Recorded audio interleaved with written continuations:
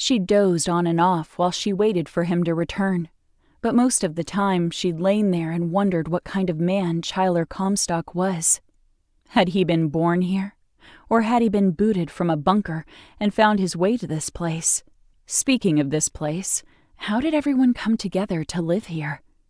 How were they able to take a derelict ship and turn it into their home?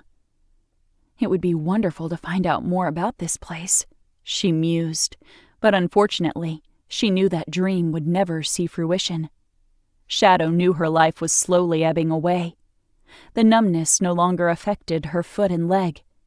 It had spread throughout her entire body, to the point where she was almost fighting falling asleep.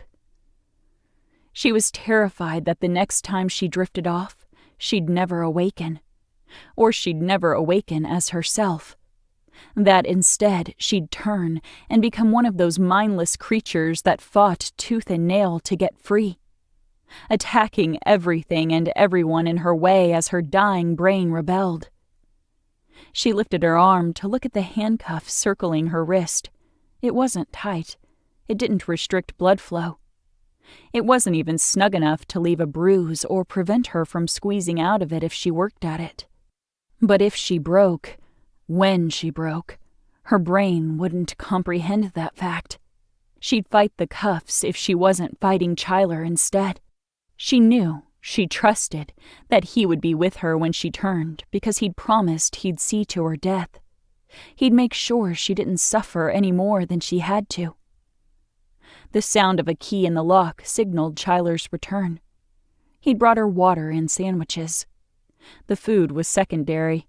She needed his presence more than she needed sustenance. She needed his smile and the way he looked at her. More than that, she wanted to feel his arms around her again. It had been a long, long time since anyone showed her any form of kindness or comfort. They'd talked. They'd revealed a little more about themselves. A truth she'd been wanting to know was finally revealed. He was alone. He had no one. She need not fear another woman coming in to claim him while he protected her. That revelation had given her the courage to ask to see what the outside world was like after dark. Now they were up on the deck, watching her first ever sunset, waiting for the stars to come out, listening to the way the wind softly whistled over them. And he was kissing her. She tried to reach up and touch his face, but she felt nothing. There was the slightest pressure, but that was all.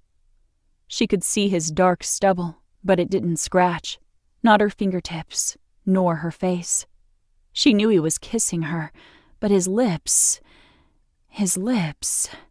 She broke the kiss, gasping as tears rose in her eyes.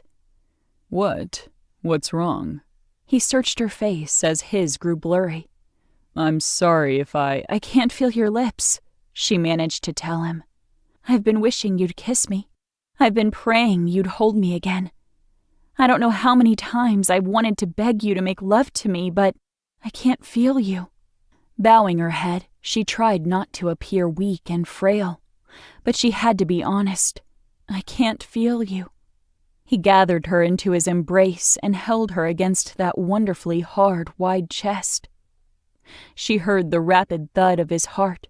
She could smell his sweat and the soap used to clean his shirt, but that was the sum of all the input of her senses. And even those were faint, as if she was hearing him from a distance, or catching his smell on a passing breeze. She tried to clutch his shirt.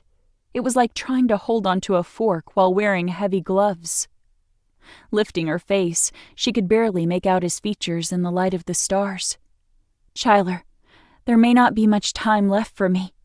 You granted me this wish, to see the sky at night. I have one more. Please. One final wish. You want me to make love to you? He repeated her earlier remark. If you don't, or can't, I'll understand.